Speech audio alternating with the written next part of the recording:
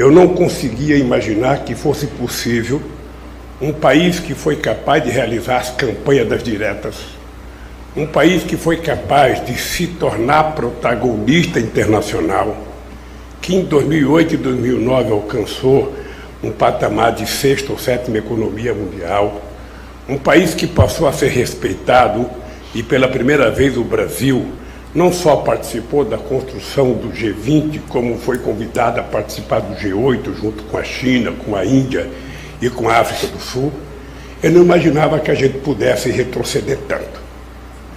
Hoje o Brasil é um país tratado como se fosse pária na política internacional.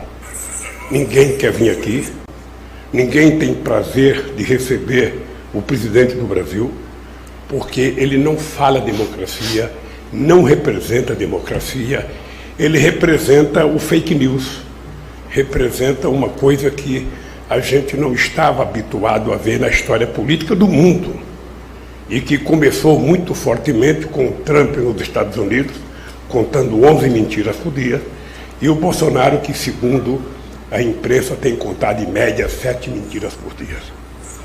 Um presidente que não tem preocupação de falar com a imprensa, tudo que ele fala é dentro de 4 paredes, transmitido pelas suas redes, para ele falar o que ele quiser, sem ser questionado.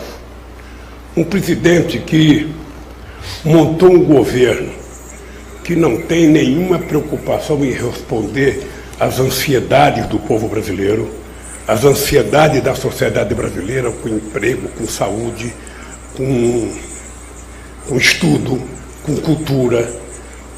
Não respeita 621 mil vítimas, do Covid-19. Você não tem um gesto dele de carinho com as pessoas que sofreram Covid.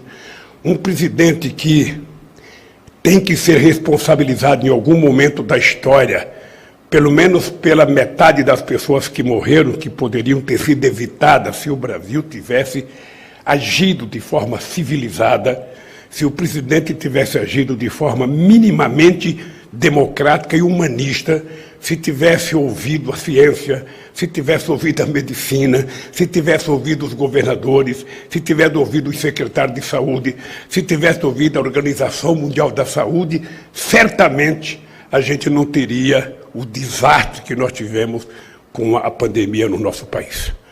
Obviamente que todos nós sabemos que não é um governo que vai conseguir acabar com a pandemia. O papel do governo é organizar a sociedade com aquilo que ela tem de especialidade, com aquilo que ela tem de acúmulo de conhecimento científico, para que ela possa minimizar o sofrimento causado por uma pandemia.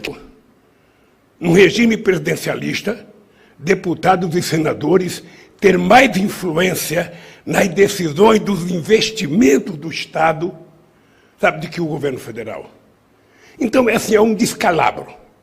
É um país que está sem governo, é um país que não tem orientação para absolutamente nada, não cuidou do Enem, não cuidou do SISU, não cuidou do ProUni, não cuidou do REUNI, não cuidou do FIES, não cuidou do crescimento econômico, não cuidou da indústria, não cuidou do comércio, não cuidou das exportações. Ou seja, você não sabe para que existe governo. É o primeiro momento na história desse país que você não sabe para que existe o governo. Ele não discute nenhum assunto relevante à sociedade brasileira, a não ser discutir os processos de tentar evitar julgamento e investigação da sua própria família, a tentar evitar, o julgamento do resultado da CPI, que é muito grave o que aconteceu nesse país. Ou seja, então, diante dessa situação, das coisas mais elementares que a gente nunca deveria ter perdido, e nós perdemos tudo. Então, eu acho que o sistema financeiro vai ter que aprender, quando sentar para conversar com o presidente, não ficar discutindo apenas os seus interesses. Nós precisamos discutir quem é que está preocupado com os milhões de brasileiros que estão dormindo na rua de forma vergonhosa. A ajuda de vocês, a ajuda dos blogueiros desse país. Eu tive sorte do povo brasileiro, que me ajudaram a provar a farsa que foi montada contra mim em vida. Outros não tiveram. Juscelino até hoje paga por um apartamento que nunca foi dele no Rio de Janeiro. E eu, graças a Deus, consegui desmontar, sabe, o canalha que foi o Moro no julgamento dos meus processos, o Dallagnol, a mentira, o fake news. E eu estou te dizendo uma coisa, eu sou o único que, se for candidato e ganhar as eleições, eu não posso chegar lá e falar, olha, companheiros, eu pensei que ia fazer isso, porém, entretanto, eu não tenho que utilizar a palavra nem porém, nem entretanto. Se eu entrar, é para fazer as coisas diferentes nesse país. É isso que o povo tem expectativa. O povo quer mudança de verdade. O povo está com esperança. O povo sabe o que é viver bem. Ninguém acostuma com coisa ruim. Sabe, você não vê ninguém sonhar. Você não vê ninguém ter aspiração de morar numa favela. Ninguém tem aspiração de morar numa palafita. Ninguém tem aspiração de ficar sem comer. A aspiração das pessoas é evoluir. As pessoas não são peão de fábrica porque escolheram, é porque não tem profissão. Se tivesse, eles não seriam peão de fábrica. As pessoas estão catando material reciclável porque não tiveram chance de estudar para ser outra coisa. Então, o que nós temos é que atender essa aspiração da sociedade. Uma aspiração de uma sociedade evoluída.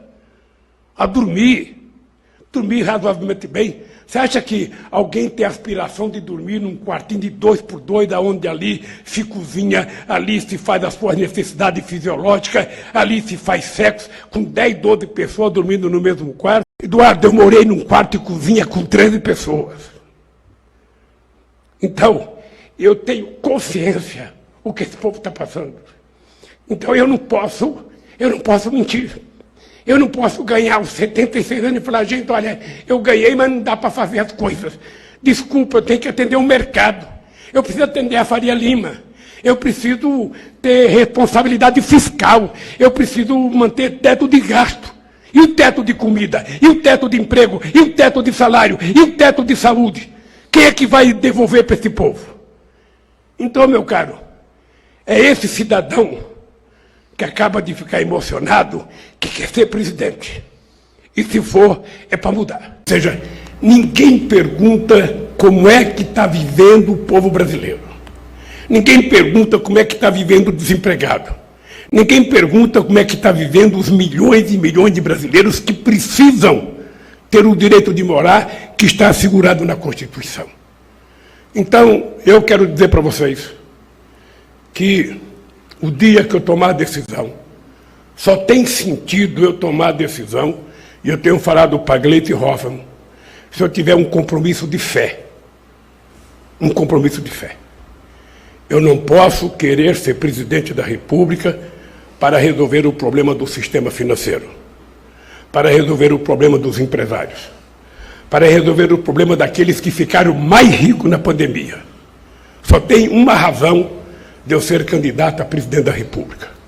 É para tentar provar que esse povo pode voltar a ser feliz, que esse povo pode voltar a sonhar com uma escola técnica, que esse povo pode voltar a sonhar com universidade, que esse povo pode sonhar, sabe, de viajar, de passear, de ter acesso às coisas interessantes, que esse povo pode sonhar um país que não faça o desmatamento, mas não só cuidar do meio ambiente falando da Amazônia, cuidar do meio ambiente falando da qualidade de vida das pessoas na grande periferia, no esgoto a céu aberto, nas praias poluídas, nas condições de vida que as pessoas vivem na periferia desse país, vivendo em lugares efetivamente desumanizados. Então, é essa discussão que nós temos que fazer para a gente definir que país nós vamos querer. É só isso. É só isso. Nós não somos quintal de ninguém. Isso vale para os Estados Unidos, vale para a China, vale para a Rússia, vale para a Índia e vale para a Guiné-Bissau. Sabe? Respeito é bom. A gente gosta de dar e a gente gosta de receber. É isso que eu posso falar para os Estados Unidos. A gente não vai aceitar, como não aceitei, sabe, interferência naquilo. Os Estados Unidos não queriam que eu fosse ao Irã. O Obama não queria que eu fosse ao Irã. A Hillary Clinton ligou para o emir do Catar para que o Emir me convencesse a não ir para o Irã. O Obama ligou para o Medvedev. Eu estava em Moscou.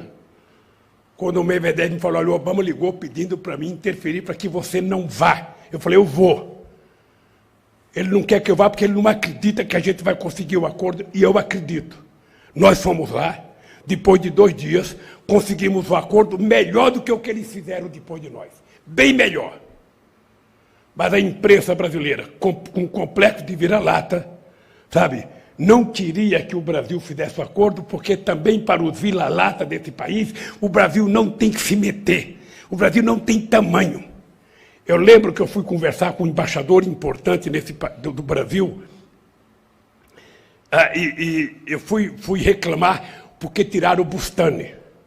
O Bustani era embaixador do Brasil e era o diretor da agência que cuidava de armas químicas. E o Bustani dizia que não tinha armas químicas no Iraque. O Clinton pediu para o Fernando Henrique Cardoso tirar o Bustani. E o Fernando Henrique Cardoso tirou o Bustani. Aí escolheram aquele japonês que dizia que o Iraque tinha armas químicas. Ou seja, aí eu fui dizer para o embaixador, por que o Brasil tirou? Ele falou, porque o Brasil não põe dinheiro, só quem põe dinheiro é os americanos, então eles têm que mandar mesmo. Com essa visão a gente não vai a lugar nenhum. Com essa visão a gente não vai a lugar nenhum. Então é preciso a gente saber se respeitar. Eu reconheço o valor dos Estados Unidos, a importância dos americanos, a importância da China, a importância da Rússia, a importância da Índia, mas reconheço a importância de uma ilha pequena no Caribe. Todos têm o direito de ser soberano. E cada um age de acordo com a sua força. E o Brasil tem muita força. Basta ter coragem de utilizá-la. Agora, se o Brasil tiver um presidente que fica batendo continência para a bandeira americana, ou rastejando-se de 4 aos pés de um presidente como o Trump, eu não sou candidato para ser protagonista. Eu sou candidato para ganhar as eleições. E sou candidato para ganhar as eleições no momento em que o Brasil está infinitamente pior do que estava em 2003, quando eu tomei posse. Economicamente, politicamente, socialmente, o Congresso está muito, mas muito pior do que o Congresso que eu tomei posse em 2003. Ganhar umas eleições é mais fácil do que governar. E governar significa que você tem que adquirir possibilidade muito grande de conversar com as pessoas. Por isso é que nós precisamos fazer alianças. Por isso é que nós precisamos construir parceria. Eu tive com o governador Alckmin durante 4 anos na presidência que eu fui, porque no outro período foi o Serra, e a minha relação com o Alckmin, ela foi eu não tenho nenhuma divergência da minha relação com o presidente, com o Alckmin e nem com o Serra.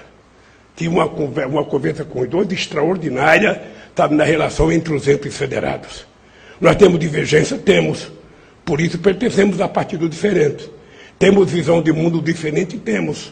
Mas isso não impede que, se for necessário, que você construa a possibilidade das divergências serem colocadas num canto e você colocar as convergências no outro canto para você poder governar. Eu não terei nenhum problema se tiver que fazer uma chapa com o Alckmin para ganhar as eleições e para governar esse país. Nenhum problema de fazer aliança com o Alckmin e ter o Alckmin de vice. Não tem nenhum problema. Nós vamos construir um programa de interesse da sociedade brasileira. Todo mundo sabe o que eu quero, sabe, para esse país.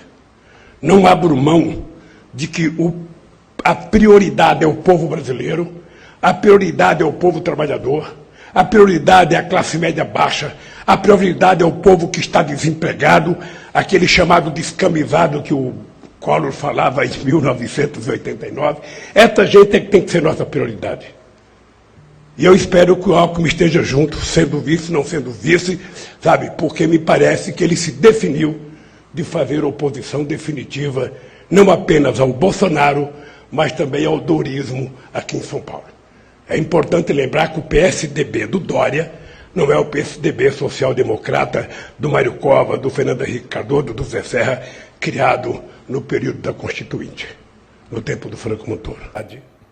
Você sabe, Nassif, que eu sou um cara que eu gosto de conversar com as pessoas, eu gosto de ouvir as pessoas, eu não tomo decisão com 39 graus de febre, ninguém acha que eu tenho que tomar a decisão agora. Não, eu vou pensar, eu vou conversar, eu vou ouvir e vou decidir. É assim que eu quero governar esse país. Ouvir mais o povo brasileiro. Eu não vou, se for candidato, Gleice, é importante você estar sabendo, eu não quero ser um candidato do PT. O PT é o meu partido, mas eu quero ser candidato de um movimento que esteja disposto a resgatar a decência do povo brasileiro, a dignidade do nosso povo e o direito dele ser feliz e viver dignamente. É esse movimento que vai restabelecer a democracia, é esse movimento que vai dar um golpe no Bolsonaro, é um golpe na urna. Não é um golpe militar, é um golpe na urna. E esse negócio dele ficar bravo, dizer que não sabe se vai entregar, que não sabe se vai aceitar, que vai ter Capitólio, não. Ele calminho, pode até sair pela porta do fundo como Figueiredo. Mas quem ganhar vai tomar posse e vai presidir esse país. E é isso que eu tenho certeza. E por isso me preparo. Levanto todo dia, às 6 horas da manhã, faço 6 quilômetros todo dia, faço muita musculação, faço muita perna para poder aguentar a marimba nesse país e para aguentar a Janjinha também. É isso. Rodolfo Lucena, Tutameia. Bom dia,